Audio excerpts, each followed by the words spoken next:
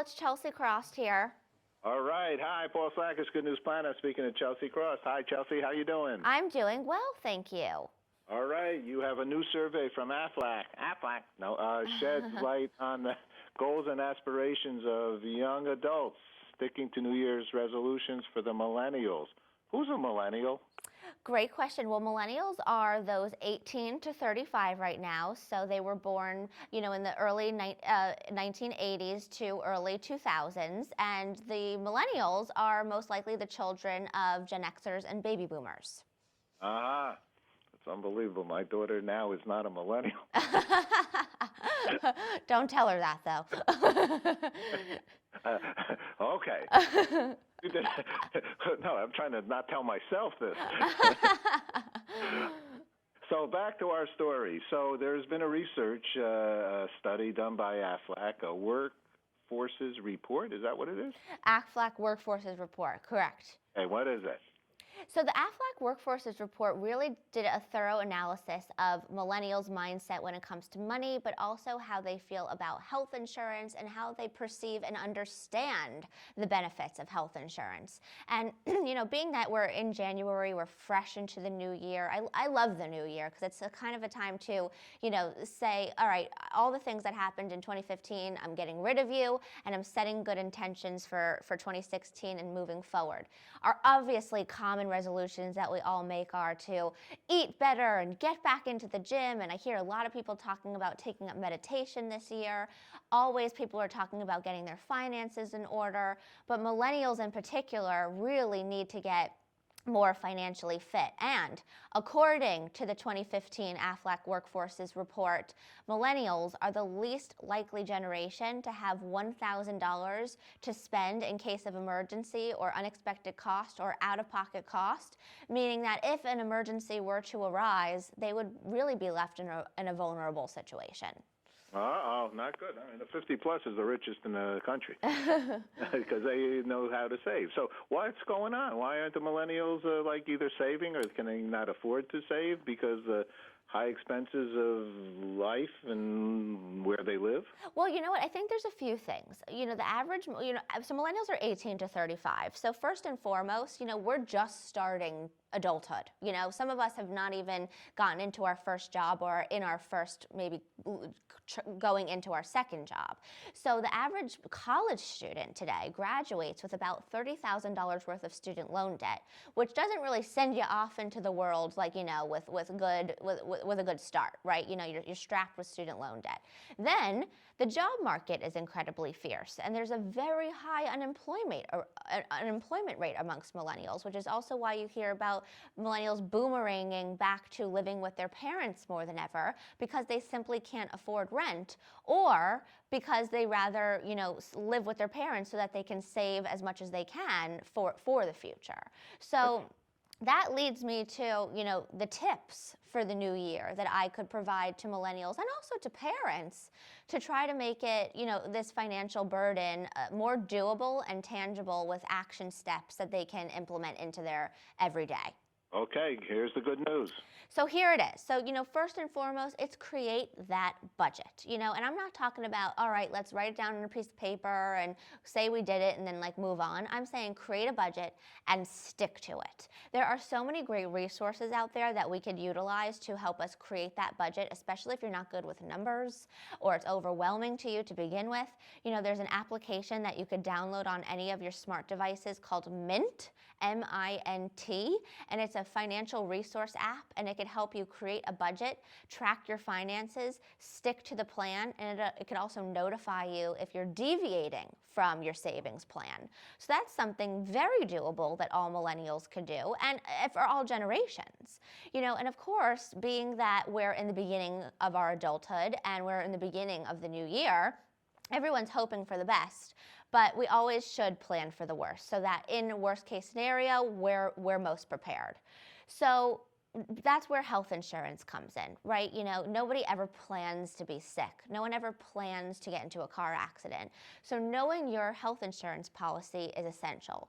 Health insurance does not cover all of your medical costs, leaving more cost responsibility actually on the policyholder. So knowing what medical cost is covered versus not covered in your plan could help you plan accordingly or not be surprised when you're in a bad situation.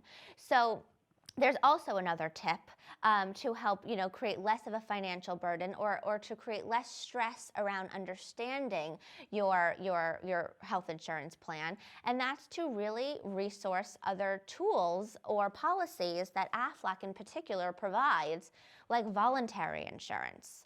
Voluntary insurance literally provides cash into the hands of policyholders to help them pay for out-of-pocket expenses, such as co-pays, deductibles, but also for life expenses like bills, rent, groceries. So there are tools and resources and policies that if you take the time to research and do the homework, it can make life that much easier for you. That's Chelsea. That's a new one on me. I never heard of that. Mm-hmm. So tell me exactly what that means. This voluntary voluntary insurance is also supplemental insurance. Right. So that's where, like I said, literally voluntary insurance provides cash into the hands of policyholders so that they can use that cash for out-of-pocket expenses. And you can directly talk to your employer about what voluntary insurance plan your employer provides. So everyone has the opportunity, if you are employed, of course, to go to your employer, bring up voluntary insurance, and see how it can benefit you, your family, your well-being, your wallet, your finances, your savings agenda.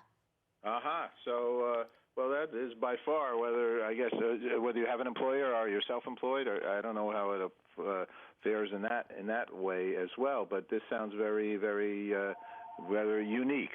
So. I think that's well worth it. Yeah. Any other type of new insurance that would be helpful for a millennial? And it's true, the millennials are, with these college costs, I mean, I don't know how they can survive it. $30,000 sounds like small money. I don't know if that's the average.